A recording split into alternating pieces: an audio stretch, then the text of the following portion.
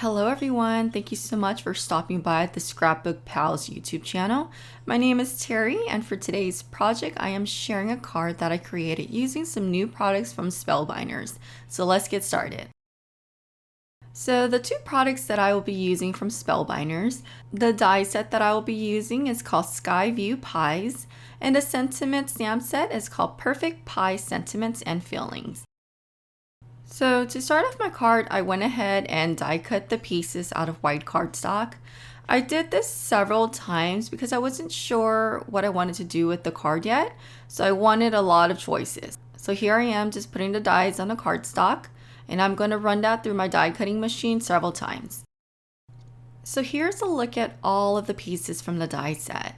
So many pieces, so many different pies that you can create with it.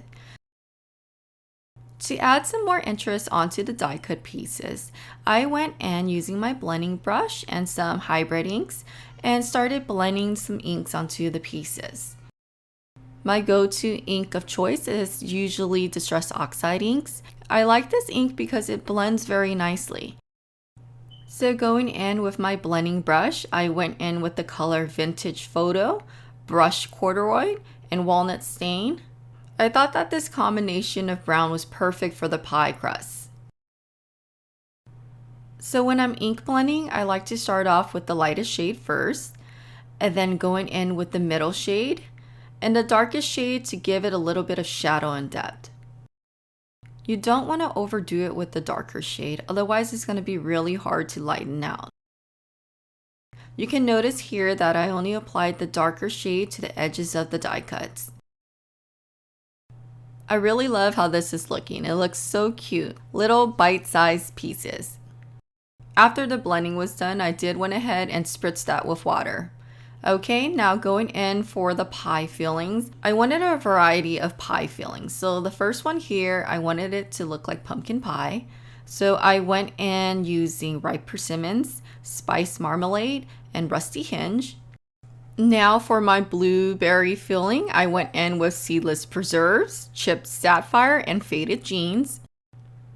Okay, so here's a look at all of the pies that I created. I didn't end up using all of it, but here's a look at how I put everything together. So for the pie, I wanted a little dimension onto it. So I went in with some 1/8 inch foam strips, and I applied that on the edges of the crust. And then I adhere that onto the filling with the pie topping on top. I went ahead and repeated the process to the other pies. So I lined it with the foam strips and then applied that onto the filling. And then using liquid adhesive, I applied the top onto that. So now that all the pie pieces are adhered together, I wanted to add a little more dimension. So going in with my glossy accents, I applied that to the center of the pie and added some fine glitter to that.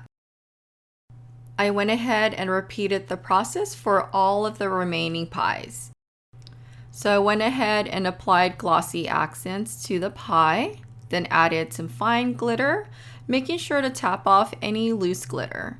And then there's one thing about glossy accents is that it doesn't dry right away. So you want to set this off to dry. I want to say maybe 25 to 30 minutes. I actually left it to dry overnight. So I set the pies off to the side to dry and went in with one of my Slimline die. This one is from Pinkfresh Studio and it's called Blanket Stitch Slimline Rectangles. I die cut this out of white cardstock. So to create the background onto my card panel, I am going in with a stencil set from Pinkfresh Studio. This one is called Diamond Plaid Layering, and I am using my blending brush with some Distress Oxide inks. So for the first layer of the stencil set, I am going in with Worn Lipstick. And for the second layer, I am using Fire Brick.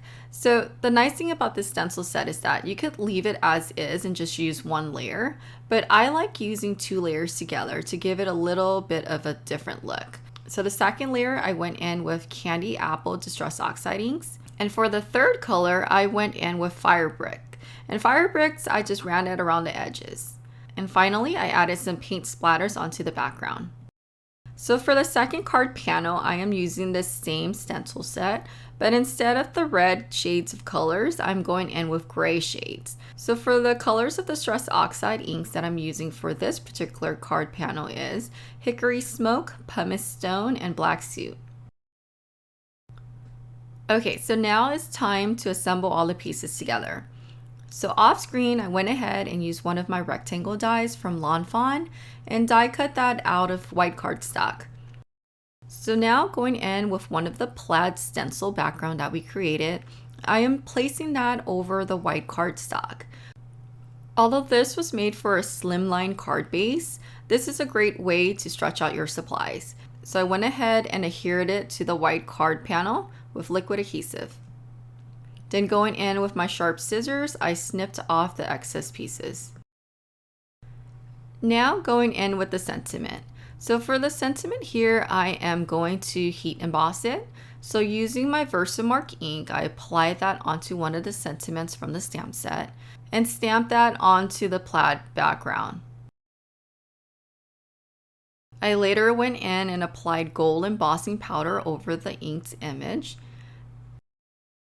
I also went in with an acrylic block and stamped out some of the ants from the stamp set and did the same thing. So I applied gold embossing powder over the ants, then went in and heat embossed that using my heat gun.